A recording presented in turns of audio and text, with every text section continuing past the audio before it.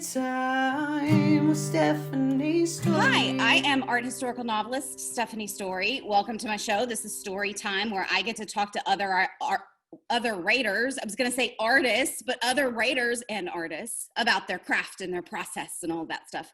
My guest today is a novelist. She's a Wall Street Journal bestselling novelist and USA Today bestselling novelist. She sold millions of copies of a lot of love stories, primarily. Her books include, she writes a lot of series, which I'm going to ask her about. Books include her Worth the Risk from her St. James series, The Promise of Us from the Sanctuary series, and then her latest, which was just out in September, is called The Truth of the Matter. It is book 2 in her Potomac series. So welcome to the show, Jamie Beck. Yeah, thanks for having me. It's good to be here. So thank you for being here. So before I ask you about the series and all that particular stuff, before we do that, let's talk about the particular plot of this book. Tell our listeners at home a little bit about this novel and why particularly you wanted to tell this story. And maybe a little bit particularly about the setting, because I'm really interested that you seem really obsessed with place. So, that's a lot of questions. So let me take this one at a time. So this story is a little complicated for me to summarize because you've got the three different, it's a multi-generational story of 3 women. The primary character is Anne, who is a recently divorced mother of a teenager who has anxiety issues. And she decides to leave her town where she and her husband had made their life because he's living there now with his new, the new love of his life. And she goes to her grandparents' home in Potomac Point, which is where she used to spend her summers. Her mother died when she was young, and she spent her summers with her grandmother while her dad worked. And she's renovating that house. And the contractor, when he's breaking through a closet to enlarge something, finds a vintage recipe box, and in it are a few little mementos. And it reminds Anne of these rumors that she had heard as a child that her grandmother had gone through something, but nobody knows about it except for her dead grandfather and her grandmother, who's still living but has dementia. So the story's about her, trying to figure out what happened to her grandmother, which in turn is triggering also things in Anne trying to rediscover who she is. And the reason that this story kind of came to me or was important, there was a couple of things. One, I'm a middle-aged woman. I'm not going through divorce, but I have friends who have. I also just have friends who are becoming empty nesters.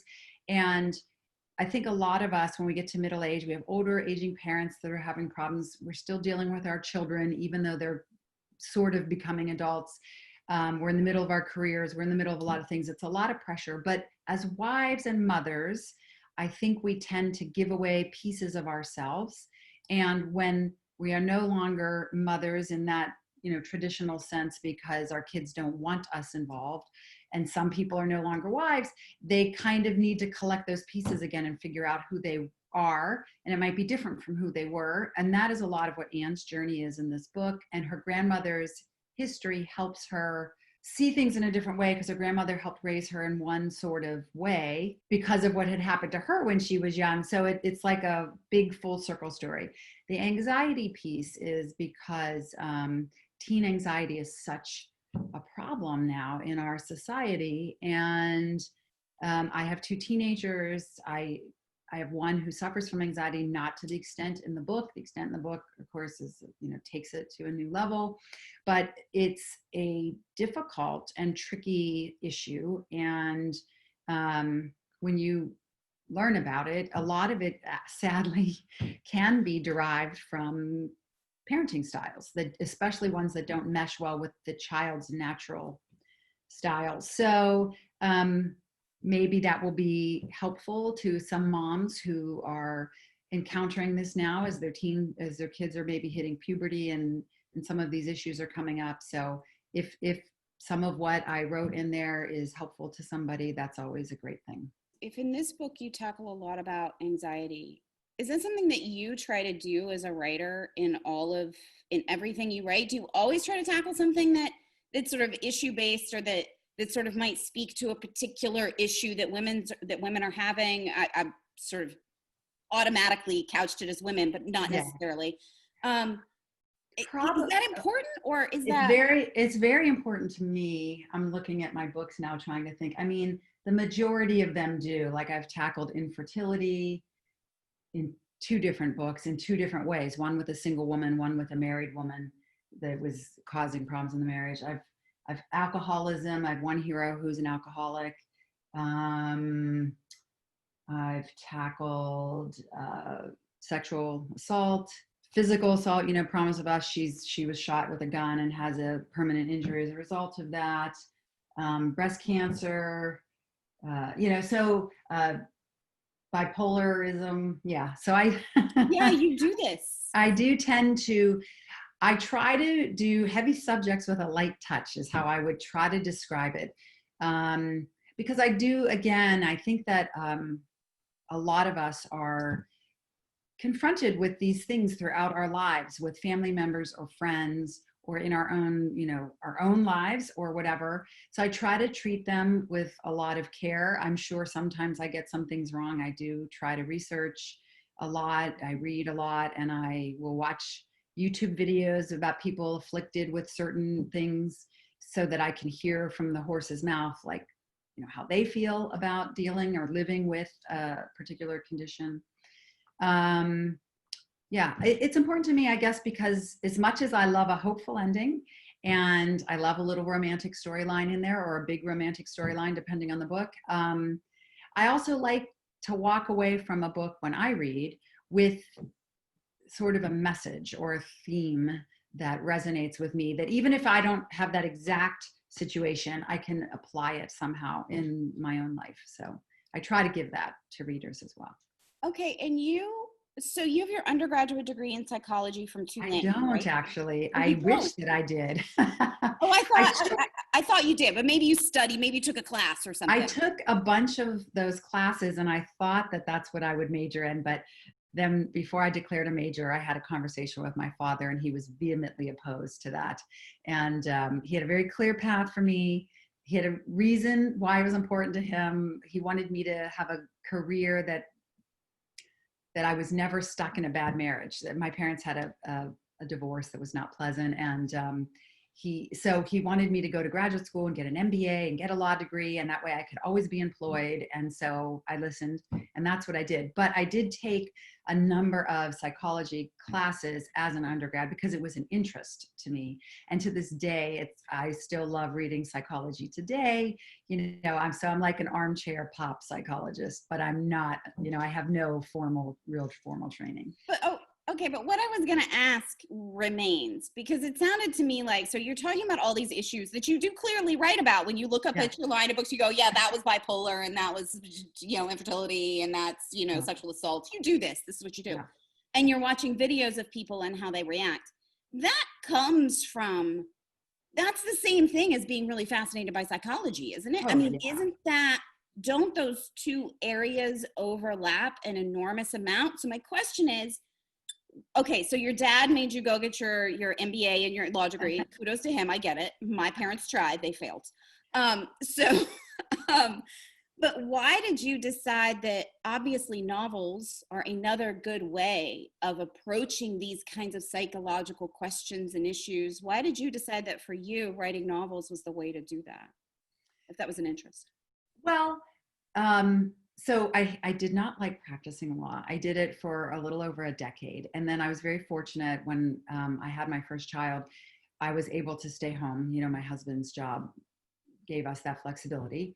And so that was great. For a few years, I really enjoyed it. I had 2 kids back to back because I got married a little older. And but then when they both were finally in grade school, and I would have, from 8 till almost 3 o'clock in the afternoon free, I was drifting around looking for something to do. And I didn't want to go back to law, A, because I didn't like it, B, because part-time lawyers work full-time to get paid part-time, and that wasn't of interest. And I looked into a couple different things. I also am I'm very into real estate. So I thought about maybe pursuing something in that field, decorating and whatever. But ultimately, I went back to when I was young, really young, I wanted to do. I used to always want to write for television or movies. My dad is a big movie buff also. And, and I used to love stories. I loved soap operas when I was young. And I thought, oh, I could write these and it would be so much fun, because I would always kind of like fan fiction in my head when I would watch a show or watch a movie, things I would have done differently. If there was a sequel, I would have it do this, So I was alone, I had time, and I thought, well, I'm just going to write a book and see what happens. And I didn't tell anybody. I didn't tell my husband. I didn't tell my mother, who I talked to every day. I didn't tell her until I was about halfway through, and I knew that I would finish. And then I finally just told my husband and my mom, and I didn't tell anyone else until I finished. And it was terrible. I mean, I didn't know what I was doing. I was just writing from instinct. But then I thought, I need to learn what I'm supposed to do. How do I make this? How do I do this? How do I make this better? And that's what sort of started me down the path. And so I came to craft after, and I joined some writers groups, started taking workshops, reading the books, and learning how to write a novel. So that first attempt is under the bed, but it got me into this career that I love. And so I'm grateful I did it the way that I did, because I might have been a little overwhelmed. If I had tried to read and learn all of the craft things first, I might have felt like, oh, this is too much. I can never do this. So I think just doing it from the love of it first, and seeing, like, I had some natural instinct for it because I love stories and I always dissected, films or books or whatever. I like to talk about that stuff. So, but I had a lot of craft elements that I had to learn and work on. But back really quickly, back to the psychology point. So do you still feel like you use some of that love? Like, are you really like into the character psychology and trying to work that out more than the plot? Sure.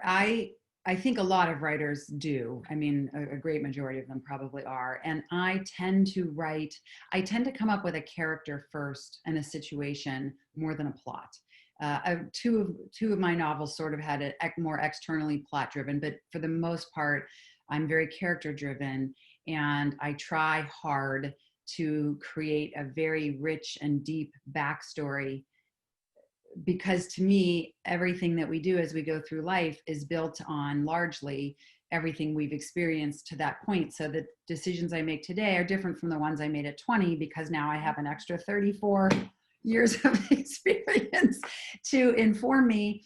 But also, like, I remember back my first great love, like the first man I really thought I could marry this man. It ended badly for me. We're still friends though after some time, but it was very painful.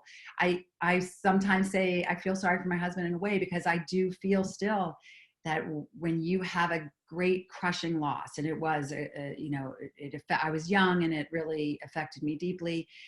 There's just maybe a little part that is hard to let it be fully vulnerable again in that same exact way, and so on and so forth. So I have all these questions, and I for sure think it's interesting to put my characters into situations, confronting things that are difficult, and playing with how different people would handle the same thing. I mean, I actually thought it would be really fun to do a series where I had one event, and then each book was for like 4 different people's reactions to this one event and how it drove their lives in different directions. But I've never quite figured out how to really make that work. Maybe it's one book, I don't know. But because I think that's so interesting, how we're all so different and we see things so differently. We react and respond. Oh yeah, all of It's endlessly fascinating. You can write a million stories about the same thing, and they would all come out different if you pick a different character's point of view. Because this is the second in a series, right? Yes. So actually, let me ask the series question next. So you tend to write you don't write all series books. I've seen a couple of just standalones, but you tend to write a lot of series books. Why are you drawn to stories told? It looks to me like mainly threes. Yeah, threes, because by the 3rd book, you're sick of them, so you're out. Most of my books to date, except for the Potomac Point books, are romance novels. The main thrust of the story is the couple's journey to commitment, and they all end with a happy ending. So that's, the defining characteristic of a romance novel. And romance readers in particular like series. They like to revisit characters. So I would pick a family or a friendship group, and I would try to write a series arc, particularly if it's a family, and then each sibling would get their own love story. Or in a friendship group, you know, each friend, there would be a friendship arc and each friend would get a love story. And that was really driven more by readers and my editor saying, this is what readers like. It helps us sell books. So can you do this? And I said, sure, you know, I'll try. The Potomac Point series is different. It's not a romance series, it's women's fiction. And even though each book in it will have a light romantic subplot, the main story is not a romance. And this series is only connected by the setting. So you'll see secondary characters, you know, repeated, like Hannah in her bake shop in Sugar Mamas or something like that. The cop in the first story, who was one of the main character's best friends, shows up as a love interest in the third book, which will come out next. So you'll see that, but the main characters, their story starts and finishes. So they're standalone books set in the same town. And we kind of did that partly because, you know, my goal would have been to retain as many of my romance readers as I could, while trying to now also gain new readership out of the women's fiction pool. There are some crossovers there, but I am, you know, I can see in my second book, I'm losing some of my diehard romance readers who want the story to be a love story. But so it was sort of like I'm bridging myself over, and by doing another series, it kind of was like, you know, I keep taking steps over into this new thing. I think that my next books after this series are pure standalones that have not even, you know, aren't linked in any way. At least that's the plan right now. We'll see. I get like the market reasons of why you were saying I want to expand my audience by moving into women's fiction, but what are the artistic or the personal reasons why you wanted to shelve romance, even if just for a moment, and move on to something a little bit different? A couple of things. First, I think I was never actually really a romance writer. So my first book that my agent, you know, like I got my agent, was actually Worth the Wait. And when she took that out to market, every romance editor said it's too women's fiction-y for a romance line. And every women's fiction editor said it's too romancy for our women's fiction line. So it didn't really fit anywhere. And we ended up squeezing it in because Montlake wanted a different one of my books. And then they didn't want me to self-publish that. So they bought it to bring out the other book first. And then when that came out, it totally sold. Because I kept saying, I'm not crazy. I know there are people who want this like blended thing. And I'm not some unique, crazy, you know, person. And you can look at movies and TV shows, I think, as informative of like pop culture and what people like in story. And most TV shows, most movies have some romantic element. Like people like that, you know? But then I got into romance, and then it was like, well, now you have to write these romances. And I kept saying, oh, but I want to tell these heavy storylines, and I want to do this and I want to do that, which doesn't always work as well in romance. And so, plus the other thing that was driving me was that I wanted to, I'm 54 years old, and in romance, there's a real pressure to keep your heroines, you know, around 30, 28, you know, 20, 25 even, but like maybe up into the early 30s. But, you know, there's a little bit of a pressure to do that. And it was getting very hard for me as a 54-year-old to even remember what it was like to be dating. And certainly my references and the way that people dated when I was in my late 20s, it's very different from the way people date now. I mean, there was no Tinder, there was none of this stuff, and texting, and, you know, you had to like wait by the phone. You remember the old jokes, you know, you wait by the phone. So it was actually just getting difficult. I wouldn't mind writing a love story like Anne's, you know, she's almost 40 and she's divorced. And so here we give her Dan, and it's a gentle, you know, close. There's no sex on the page or anything. It's not like a romance, because I think that that's great. And that's closer to me. I felt like I could tell that kind of a story. But yeah, those are my reasons really. It gives me more freedom to explore some of the things that interest me, and I can write characters who are in their upper 30s up into their upper 40s without alienating as much of the audience. But I do want to ask one other question about this. So obviously, if it's 3 books told different perspectives, and the things that ties them together is place. Tell us about Potomac Point and what drew you to want to write about that particular culture and that particular. Well, so all of my settings are places that are somewhat familiar to me, or that I have a little bit of history with, just because it's hard to write about a place that you don't know at all, and write it well. So I would never touch writing a book set in the real South. Like I would never go into the Carolinas. There's a whole different culture that, there. And, so I could write maybe something in New Orleans because I spent 4 years there.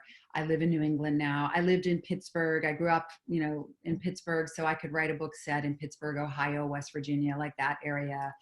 I lived in Denver for a while. So I feel like, and we're huge skiers. I have a house in Vermont. So like I tend to pick places that I've been to again and again and again. So with Maryland, I had a roommate who grew up in Annapolis, who I visited, and spent some time down there. And then I have a very close cousin who lives in Maryland as well. So I've spent enough time there that I felt that I could create a fictional town that was sort of an amalgam of the towns that I was familiar with. And then anything set on water, a small town set on water it's appealing to readers who like this sort of what I would call, domestic fiction. Because it projects right away, I think, that this is going to be sort of a slow pace, a deep dive into maybe a particular issue. We're going to be set in a place where the people tend to be friendly and welcoming. And particularly right now, with the way that the world is, the pandemic and stuff, I think I'm glad I made that choice anyway, because I do think people want these escapes and they want to kind of see light at the end of this tunnel, and we're all stuck, largely at home for the most part. And so that was why I created this particular setting where I did. I felt that I could, pull it off, even though I'm not a native of Maryland. Right. And I thought it would be, I think that area, Chesapeake Bay area and Annapolis in particular, very cute, quaint areas. And so it was appealing to me to put myself there mentally day after day. It was a nice place to escape to. It was a nice escape for you and the reader. Yeah. Bonus. Yeah. So speaking of our pandemic, so I write historical fiction, right? So I write stuff set hundreds of years ago. So the way that this pandemic is affecting my craft and my writing is different, right? It just impacts my emotional response to things that might have happened in the past. I have a different understanding of what it would have been like to live through a plague, for example. Right. But you are writing contemporary fiction. What do you do? Like, have you mentally tried to figure out, are you going to ignore it? Do you have to deal with it? Are you freaked out? Are you excited? I'm a little freaked out. For example, the story that's coming out in the spring is set largely in a hospital because it's a friendship story, a permissive parent and a non-permissive parent. And they have 2 teenage boys, and one's son gets hurt at the other's house at a party where there's been underage drinking, and it's a pretty serious injury. And so what does that do? There's a whole bunch of things that creates. But we're in a hospital. It opens in the emergency room with this mother freaking out, with her son. And so now, of course, that book was turned in right, like, as we were getting the first, we were hearing about like, oh, there's a case in San Diego, like January or whatever, it was getting turned in right around that time. So of course I hadn't factored it in at all because it didn't exist. And then once we got into the developmental edits, it was maybe April, May. So we were in now the quarantine and the mask wearing. And I said, well, what do we do now? Do I have everyone in masks? And my editor basically said, at this point, it's still so early in the game. We have no idea what's going to happen. We can't project by the time this book comes out. We have no idea what the world will look like. let's just leave the book as it is, and in the author's note in the opening of the book, just address the fact that the book was written, pre-pandemic. We made the choice not to try to edit, to adjust for this, because we just didn't know at that time when it had to go into production where we would be. And so, please read through that. So that we did for that book. Now I'm getting ready to turn in a book on next Friday. And again, I wrote the book kind of ignoring the pandemic. This one is not set in a hospital, so it's not as obvious, but there's a scene in a casino. It's sort of a more fun story. Well, fun might be the wrong word, but it's a very different story. And I've again raised the issue. Do we have scenes where they're in masks or not? But the problem is that it's cumbersome. It's sort of like in romance novels, the condom, right?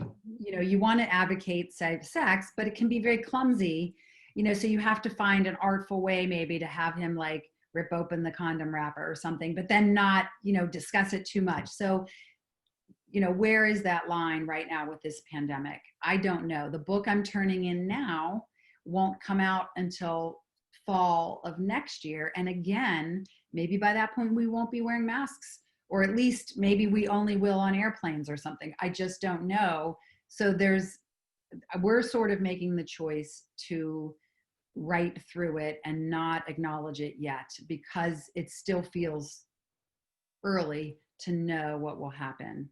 I also think that, again, reading can be an escape, and that maybe in our books we don't want that much reality. You know what I mean? Like, we're living something that's very difficult and anxiety driving, and maybe in a book that has other anxieties and issues going on, you don't need to throw that on top of it. So that was sort of the final conversation I had with my editor, and we decided, yes, let's just leave it. So that's the choice I'm making for now. If this continues, obviously, eventually it will become part of the culture, and then it will just become part of the culture. Yeah. So.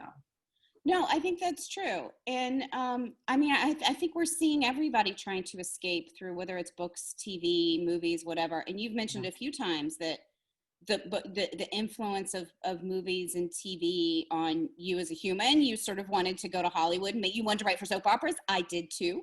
I was a huge Days of Our Lives fan. I thought that's what I'll do for a living. When I moved out there, I thought I'll get a job in soap operas. I did not. I ended up doing other things. But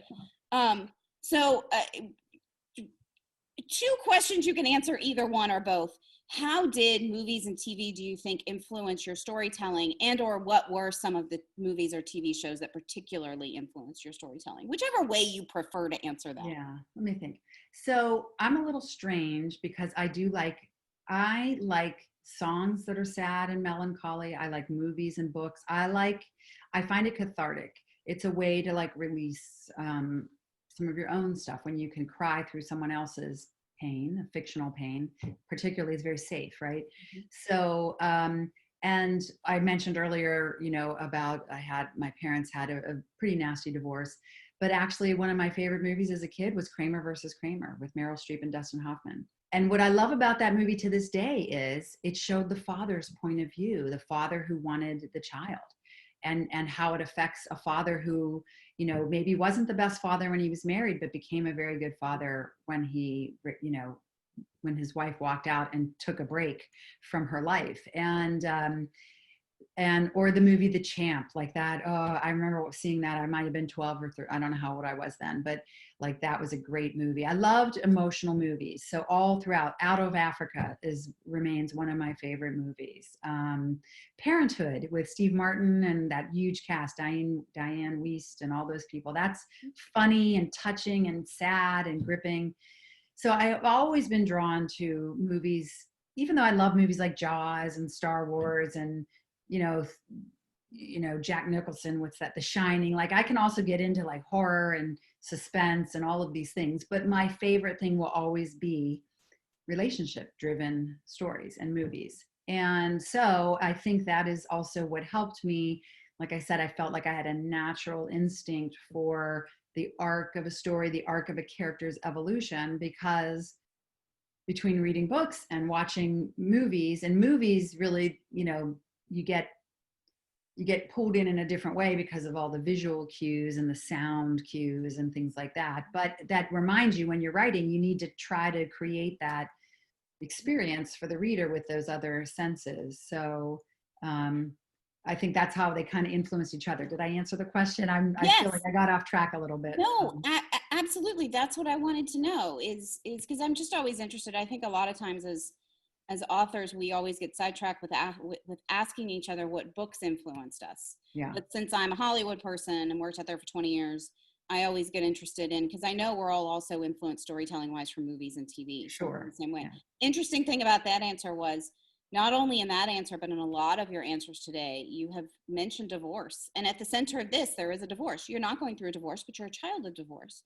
So are you, getting back to the psychology almost major, didn't quite make it because of dad. Okay, getting back to that, is it cathartic for you to write about divorce from a child? Or are you dealing more with just like, it's a good plot and your friends and your adult issues?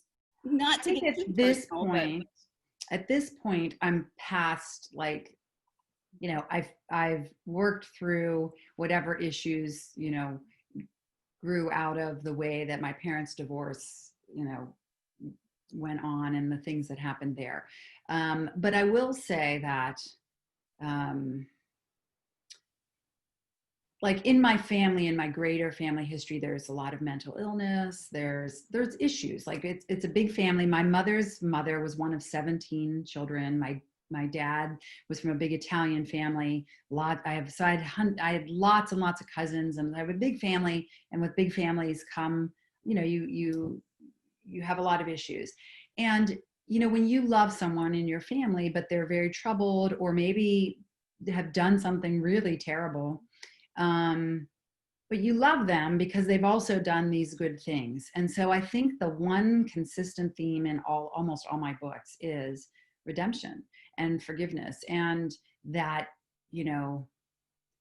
everyone's worthy of a second chance if they want it. They're worthy if they really want it, and they make a serious attempt at atonement. And so that is, I think, something that I'm always working out. And that probably is very largely driven from my own youth and needing to figure out how to square up, like, but I love this person, but they did this bad thing. I love this person, but they're really not well. Like learning how to navigate those waters. And it wasn't until I got out of my family and went to college that I met people who just had like the normal families that didn't have any of these things. And I could not even imagine a world in which you didn't have those things in your life. And some of those people who have been blessed with having less trouble aren't always the most forgiving people. And so I think in my books, I want to try to have that message. Like, if you've been lucky never to have to confront anything and learn how to forgive someone that you love that's maybe done something not so great, maybe it's something worth opening your heart to do. So. Oh, that is beautiful. That is a beautiful way to, because I oftentimes ask what is the commonality in people's books. Yeah. So I love knowing that the thing that ties your work together, a lot of it is this idea of redemption. That's beautiful. That's a beautiful reason to read books, Jamie. I love it. Thanks. It's like therapy, right? I think my writer friends, I have these two very tight groups of writer friends, and a lot of us joke like writers are just working out a lot of their own neuroses in their books, because we all want answers, right? I mean, I think songwriters, anyone, artists that are painting things, actors who are jumping into other people's skin, I think everyone wants answers, and readers read books a lot of times looking for answers too. And so I think we're just all here together trying to like find and share whatever we learn about being human. And it's a tough place. And this is a tough time. And so anyway. Oh goodness, it is. But so thank you for sharing your life and all of your books, The Truth of the Matter, and all of them. It's very exciting. Thank you. I have actually just started this, so I haven't finished it yet, but I will, and I'm already really into it. Like, it's a really good little read, and I was so glad to have found you through this show. Now you'll have a new fan. It'll be me. Maybe not all the romance books, but these are great. Meeting you. But thank you so much for being here, and see everybody else next time. Story, Bye, everybody. story time virtually. We've got time and plenty of stories, talking stories in a novel way. Story time with Stephanie Story.